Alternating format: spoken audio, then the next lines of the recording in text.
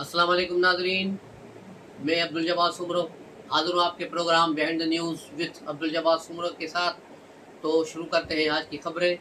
कल से ये मिस्ट्री बनी हुई है कि बुशरा बीबी जो वहाँ से गंडापुर के साथ फ़रार हुई, गंडापुर मानसरा में ज़ाहिर हुए, जहाँ उन्होंने एक प्रेस कॉन्फ्रेंस की, एक भद्दी सी प्रेस कॉन्फ्रेंस की, लेकिन उसके बावजूद बुशरा बीवी का कोई सुराग नहीं मिला, नहीं उनकी कोई मूवमेंट की खबर है।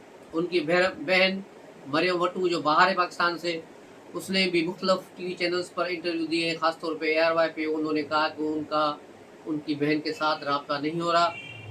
उनकी बहन के साथ जिसके सोर्स के ज़रिए रब्ता हो रहा था, अब उससे भी रब्ता नहीं हो पा रहा है और मुझे बड़ी तशवीश है। मेरी बहन को हफ्स बेजा में रखा गया। ये अल्फाज उन्होंने इस्तेमाल किए कि उनकी बहन को हफ्स बेजा में रखा गया है। तो बुशरा बीवी को किसने हफ्स बेजा में रखा है? आया वो गंडापुर की कस्टडी में है या वफाकी हुकूमत की कस्टडी में? वफाकी हुकूमत की कस्टडी में बिल्कुल नहीं है। इन पर यकीनन गंडापुर ने वहाँ पाबंदियाँ लगा दी हैं, क्योंकि बुशरा बीवी ने जो ब्लंडर किया, जो पूरी पार्टी को हाईजैक करके वो अटक से सीधी डी चौक की तरफ ले आई, और यहाँ जो घमसान का रन पड़ा और जिस तरह ये भागे, जिस तरह इनकी पसपाई हुई, वो एक बड़ा जो डिजास्टर था, जिसकी वजह से पार्टी में एक दूसरे के गले में हाथ डाले हुए हैं और एक दूसरे को वो खींच रहे हैं कि अब क्या होगा, अब कौन जिम्मेदार है? गंडापुर जिम्मेदार है, बुशरा जिम्मेदार है, दूसरे पार्टी के जिम्मेदार है। शौकत यूसुफजई ने भी बुशरा बीवी पर ब्लेम किया और कहा कि वो किसी की बात नहीं मान रही थी, जबकि इमरान खान खुद कह रहे थे कि हमने संगजानी के मकाम पर धरना देना है, लेकिन उसके बावजूद बुशरा की ज़िद थी कि मुझे डी चौक जाना है, और इसने कसम खाई थी कि बस डी चौक से मैंने खान को लिए बगैर वापस नहीं जाना। लेकिन जैसे ही 2-4 गोलियां चली, फायर हुए, तो सबसे पहले भागने वालों में बुशरा बीवी शामिल थी। बुशरा बीवी और गंडापुर एक ही गाड़ी में गए, जिसकी फुटेजेस आज दिखाई गई है। वो G8 के इलाके में एक गाड़ी से उतर के वाइट कलर के लैंड क्रूज़र में बैठकर गंडापुर के साथ निकली हैं और इन्हें सेफ पैसेज दिया गया मारगला हिल्स की तरफ से। वहाँ से ये होते हुए हरीपुर, और हरीपुर से फिर ये एबटाबाद और मानसरा पहुँचे। इस तरह ये वहाँ पहुँचे, लेकिन उसके बाद बुशरा बीवी कहाँ है? सवाल ये है। PTI वाले भी सवाल कर रहे हैं कि ये कहाँ गया, बुशरा बीवी कहाँ गई? उसके अहले खाना सवाल कर रहे हैं बुशरा बीवी कहाँ है, लेकिन अभी तक बुशरा बीवी कहीं भी ज़ाहिर नहीं हो रही। अगर PTI ने भी बुशरा बीवी से लाताल्लुकी की, तो फिर बुशरा बीवी का क्या होगा? बाज़ ने तो यहाँ तक कह दिया कि बुशरा बीवी को तालिबान उठा के ले गए अफ़गानिस्तान, या वो खुद वहाँ चली गई है, लेकिन ऐसा कुछ नहीं है। वो KP में मौजूद है, लेकिन कहाँ है, इसके बारे में अभी तक कुछ नहीं कहा जा रहा। आखिरी लम्हों की जो रिपोर्ट है, उसमें इमरान शफ़क़त ने मज़ीद इंकशाफात किए हैं और कहा है कि जो इनके हिफाजत पे अफ़गानी मामूर थे, रेंजर्स ने उनको गिराया, उनके टांगों पर गोलियां मारकर। तकरीबन 18 लोग थे जिनको गिराया गया, और उनकी वीडियो भी मौजूद है कि उन्होंने बाकायदा गिना, जिसने 18 लोग थे वो, और उन्होंने उन 18 अफराद की जिनकी टांगों में गोलियां लगी हैं। उसके बाद रेंजर्स ने बुशरा बीबी और अली अमीन गंडापुर को गिरफ़्तार कर लिया, लेकिन ऊपर से आने वाले हुक्म के मुताबिक उन्हें बहिफाजत मारगला के पहाड़ों तक छोड़ा गया कि आप यहाँ से ऊपर निकल जाएं।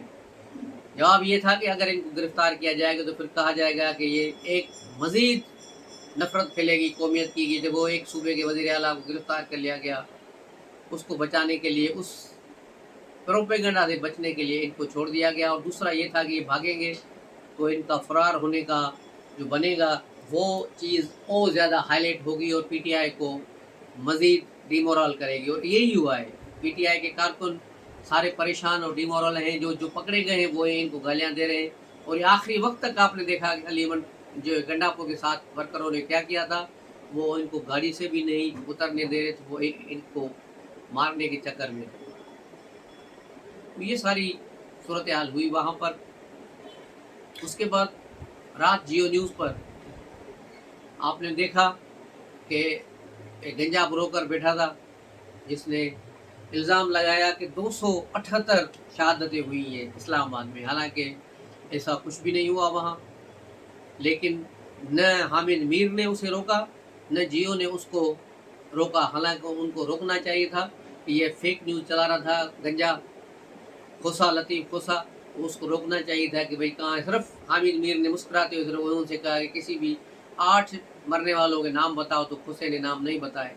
हालांकि हामिद मीर को उनको शटअप कॉल देनी चाहिए थी, क्योंकि हामिद मीर रात 12 बजे तक उसी मैदान में खड़ा था जहां फायरिंग हुई थी, और वहां से हामिद मीर ने खुद कहा था कि यहाँ कोई जो है कैजुअल्टी नहीं हुई, कोई बंदा नहीं मरा। लेकिन यहाँ पर ये चुप करके बैठ गया, तो इन पर क्यों नहीं मुकदमा हो रहा, इनको क्यों नहीं गिरफ्तार किया जा रहा हो। इसी ही एक इल्ज़ाम मतीला जान को उठाया गया है, जो काबिल मज़म्मत है।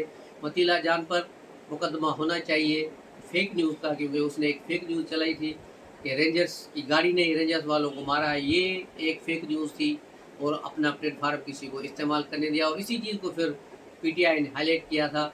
लेकिन मतीला जान को इसी केस में गिरफ्तार करने के बजाय फिम्स अस्पताल के बाहर से उठाया गया और उन्हें ऐसे मुकदमे में डाला गया है, मंशात का उन पर मुकदमा बनाया गया है, जैसे पीटीआई वालों ने राना सनाला के खिलाफ मुकदमा बनाया था।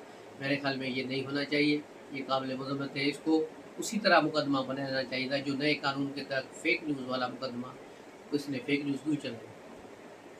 इस तरह असद तूर भी यही काम कर रहा है, वो भी कई न्यूज़ जो फेक न्यूज़ है पीटीआई के मोहब्बत में चला रहे हैं। हो सकता है उनका भी नंबर लग जाए, लेकिन ये नहीं होना चाहिए। सोच समझ कर खबरें चलानी चाहिए, और जो हक़ाइक़ है वो बताए जाएँ।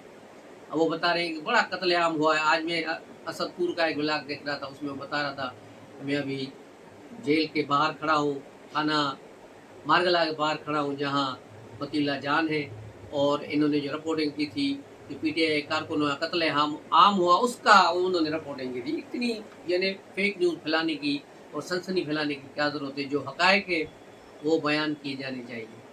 तो कितने लोग मरे, अब इनका जो सेक्रेटरी जनरल है वो कह रहा है 20 तक लोग मरे राजा साहब, और शेख अफजल मरवत कह रहे हैं कोई 8 और 20 के 10 के दरमियान होंगे।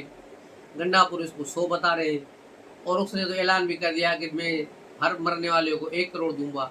उसे पता है कि कोई मरा ही नहीं तो मुझे पैसे देने ही नहीं पड़ेंगे। न नोमन तेल होगा, न राधा नाचेगी, क्योंकि कोई बंदा मरा ही नहीं तो पैसे किसको देगा। तो ये सारी इनकी जो है सूरत हाल है।